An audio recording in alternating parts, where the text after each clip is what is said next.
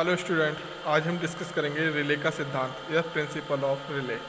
जब किसी कॉइल को नॉन इलेक्ट्रिकल मटेरियल जैसे प्लास्टिक, पेपर पर लपेटा जाता है तब इसे एयर कोर या सोलेनॉइड या साधारण सोलेनॉइड कहा जाता है।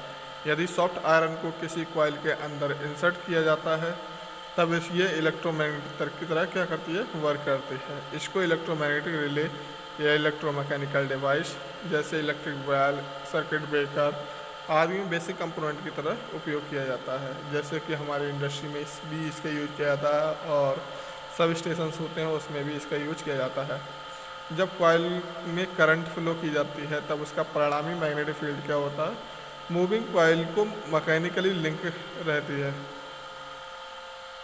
और इस प्रकार मूवमेंट या तो बनाए जाते हैं या कांटेक्ट के साथ ब्रेक किए जाते हैं। इसका मतलब ये हुआ कि या तो हमारी नॉर्मली क्लोज होगी या वहाँ पर नॉर्मली ओपन होगी। जब कॉइल में करंट स्विच ऑफ होती है तब आर्मेचर मैग्नेटिक फोर्स के द्वारा अपनी रिलैक्स पोजीशन पर आ जाता है। सामान्यतः ये एक स्प्रिंग होती है, लेकिन इसका गुरुत्वीय उपयोग मुख्य रूप से इंडस्ट्रियल मोटर स्टार्टर में किया जाता है। जैसे ही उसका इलेक्ट्रोमैग्नेटिक जो फील्ड होता है वो डीएनर्जाइज होता है तभी क्या होता है, स्प्रिंग के थ्रू वो अपनी पोजीशन पे आ जाता है।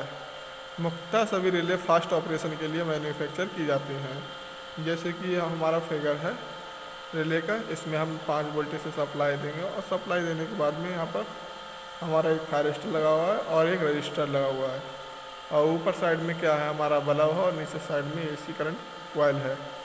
जैसे ही इसमें मैक्सिमम करंट फ्लो होगा तो ये कॉइल क्या करेगी, इसको एनर्जाइज कर देगी। जब एनर्जाइज कर यहाँ पर या तो नॉर्मली ओपन होगा या नॉर्मली क्लोज होगा।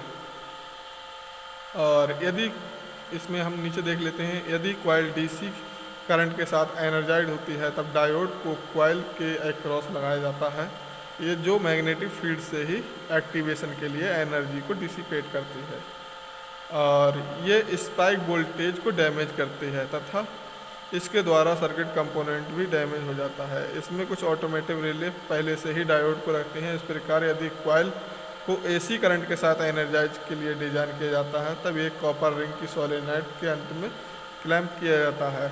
ये शेडिंग रिंग फेज करंट के द्वारा स्मॉल आउटपुट उत्पन्न करती हैं जो एसी साइकिलिंग में मिनिमम पुल ऑफ टाइम को बढ़ाती हैं। इलेक्ट्रोमैग्नेटिक डिजाइन की इस एनालॉजी के द्वारा एक सॉलिड स्टेट रिले थायरिस्टर या सॉलिड स्टेट स्विचिंग डिवाइस बनाई जाती है। इलेक्ट्रिकल आइसोलेशन प्राप्त करने के लिए लाइट एमिटिंग डायोड और फोटो ट्रांजिस्टर के साथ उपयोग किया जाता है। इसका मतलब ये हुआ कि जो हमारी जो रिले है वो डीसी से ऑपरेट होती है। डीसी 5 वोल्ट या 8 वोल्ट की भी रिले हो सकती है, उसके थ्रू हम ऑपरेट करा के उसमें हम उसे डायरेक्टली क्या करते हैं, लोड से कनेक्ट कर देते हैं। लोड से कनेक्ट करने पे क्या होता है, जैसे ही उसमें मैक्सिमम करंट फ्लो होता है तो उसकी जो रिले कॉइल होती है वो ज़्यादा एनर्जाइज हो जाती है और उसके थ्रू क्या होता है, हमारे जो स्विचेस होते हैं वो वर्क करते हैं, या तो नॉर्मली ओपन वर्क करेंगे या नॉर्मली क्लोज वर्क करेंगे। और इसमें देख लेते हैं, नॉर्मली क्लोज कॉन्टैक्ट को जब सर्किट से कनेक्ट करते हैं तब रिले एक्टिवेट रहती है। यदि सर्किट डिस्कनेक्ट होता है तब रिले एक्टिवेट नहीं रहती।